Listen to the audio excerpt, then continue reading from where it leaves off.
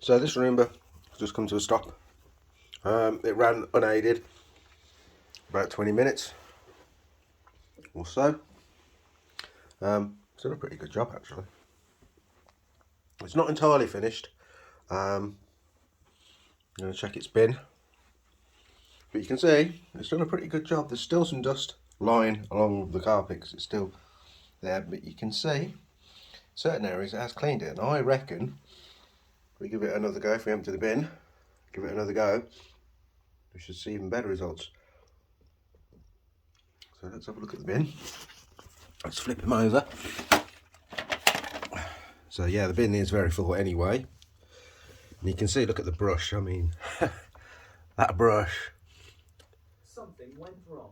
Try again in a few seconds. You're absolutely right, Google, but I wasn't talking to you.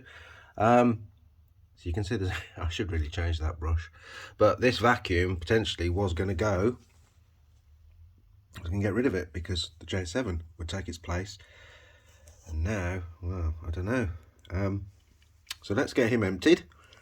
I might just replace that brush. I do have one. And then we'll try him again.